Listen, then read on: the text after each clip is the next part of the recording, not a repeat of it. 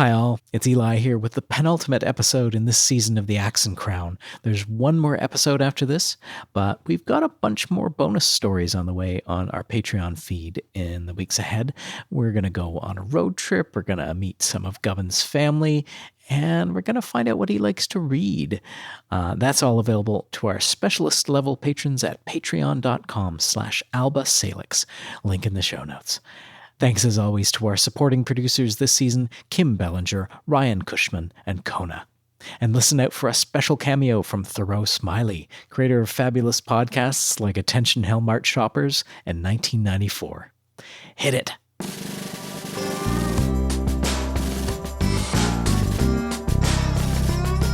The Axe and Crown, Round 2, Episode 5, Off and Running.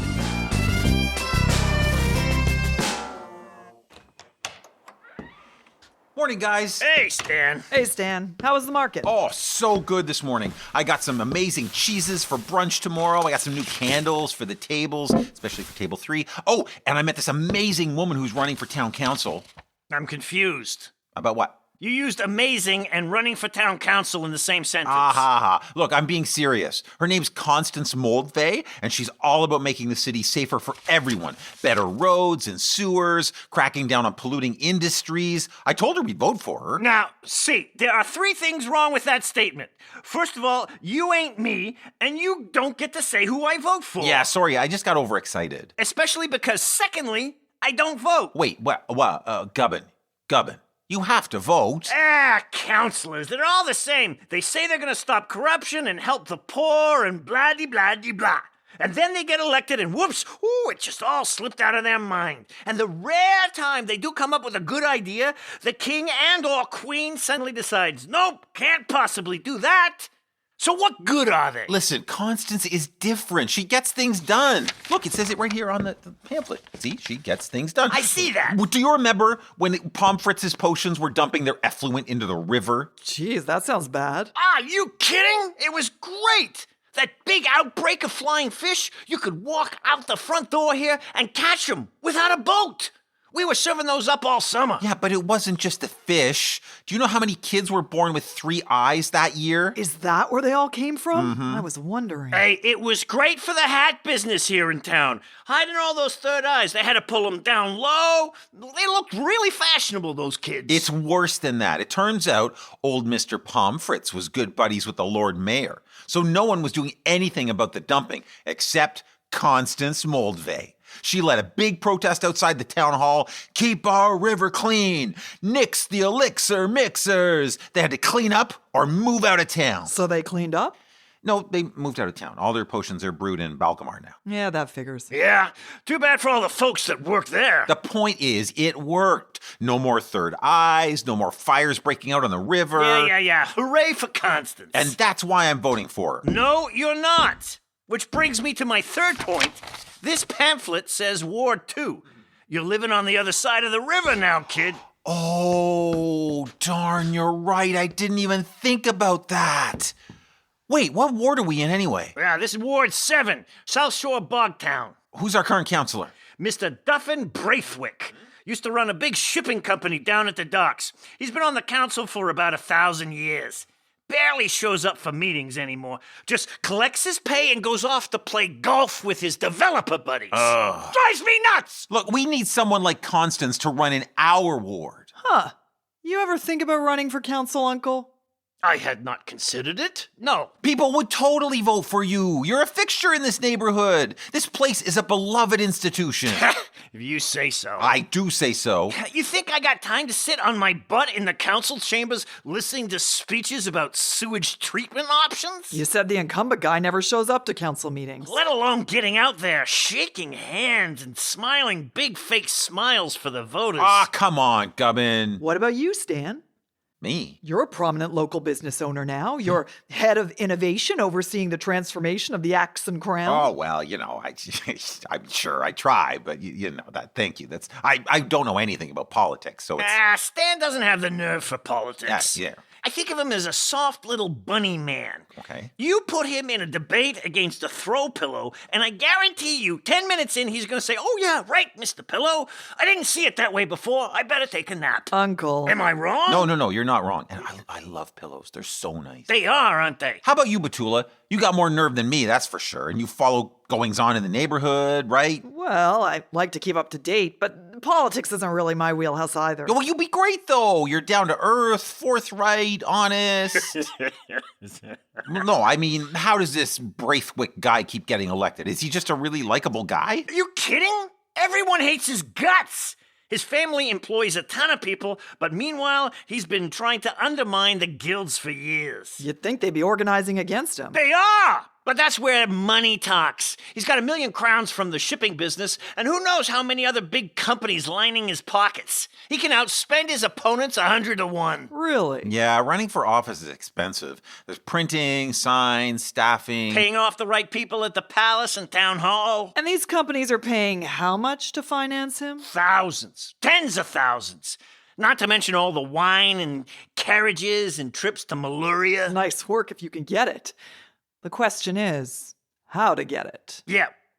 Wait. You're not thinking of running, are you? Why not? Betula could totally get in. I don't know. I'd need a platform if I was going to run. Woohoo! If, You're actually considering it. just hypothetically. Hypothetical woohoo! Hypothetically.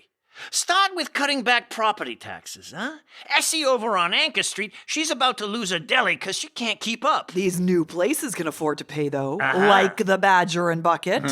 Maybe anyone new who buys into the neighborhood gets the new rate. That is nice thinking. I like that. Miss Betula, what about road safety? That's a big thing in Constance's plan. Do you have any proposals? Like better street lighting? Yeah! The number of times I've nearly broken my neck on those cobblestones. Or that one night you got both your boots stuck in the mud and came home barefoot. Oh, exactly. Not to mention all the muggings and the pickpocketing that goes on around here at night. We have got to do something about that. Yeah, definitely. Damn those thieves. What else? What does Braithwaite usually run on? Jobs. And? That's it. Well, I mean, I guess that makes sense. But how do we outdo him on that? More jobs, better jobs, shinier jobs? Well, when it comes to jobs, Betula's got quite a track record. I mean, if you count the forgery, fencing, and professional kleptomania. Well, I think we're talking about making jobs for other people, Uncle. Oh, hey, you gotta help yourself before you can help anybody else, right? That's my motto.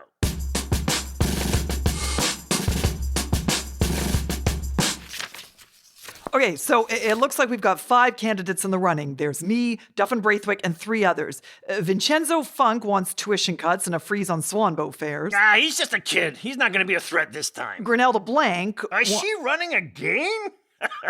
Ah, good old Grinelda. Yeah, her platform seems to be pretty much down to restrict the number of cats living in one house. It's basically a feud between her and her neighbor. She's run for the council about a dozen times. And finally, we got Jane Toliveri, school teacher, really focused on getting rid of corruption at town hall, so potential danger there. Yeah, you're taking this more seriously than I thought. Yeah, it's fun. It's kind of like casing the joint before you break it and steal some. Oh, hey, Stan. hey guys, look, I got our posters printed up. Check it out. Look at this. Vote Betula.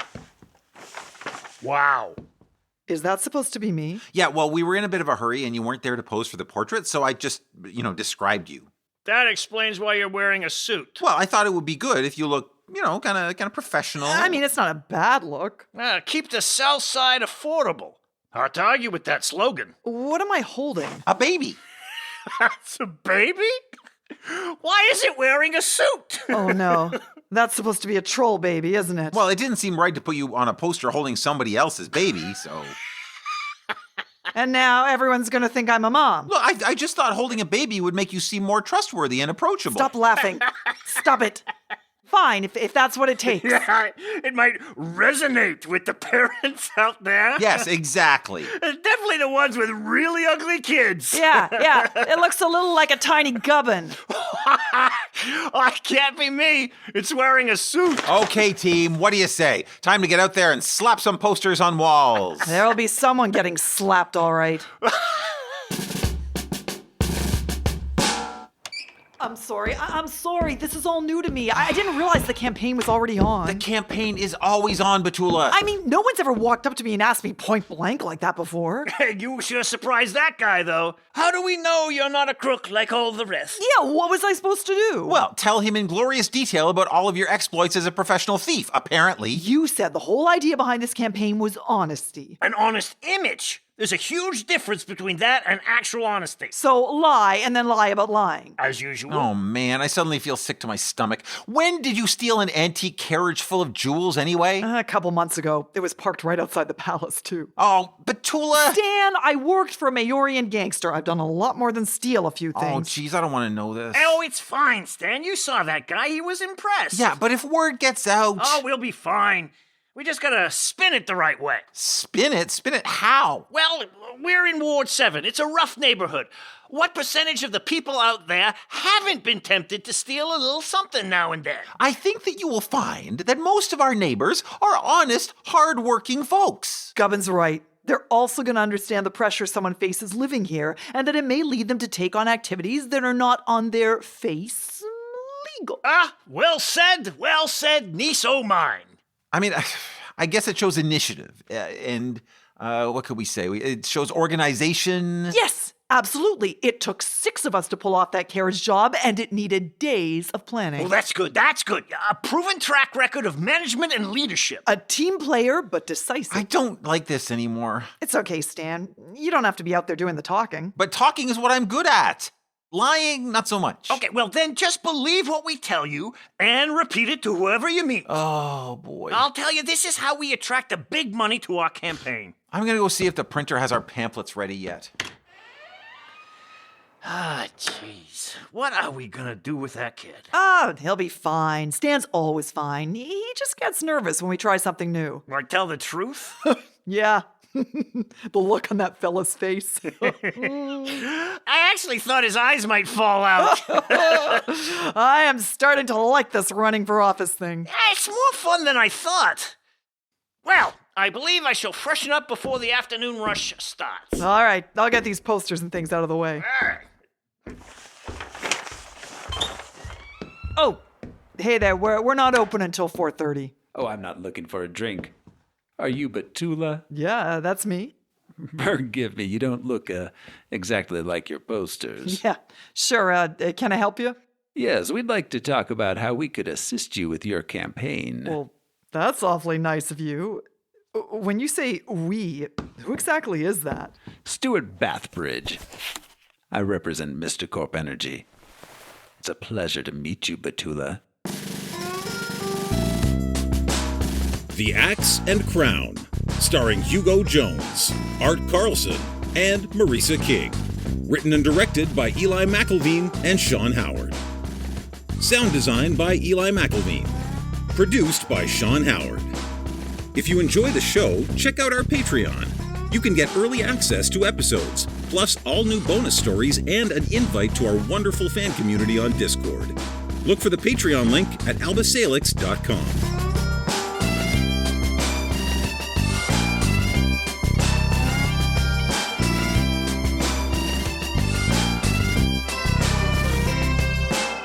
Team Betula. Team Betula. Come on, everybody I'm with me. going to my room. Team Betula. All right, don't storm off. Come back here. Team Come on. Betula. Ah, who's a good little niece, huh? I like- Who's a good little niece? I like ponies. A Fable and Folly production.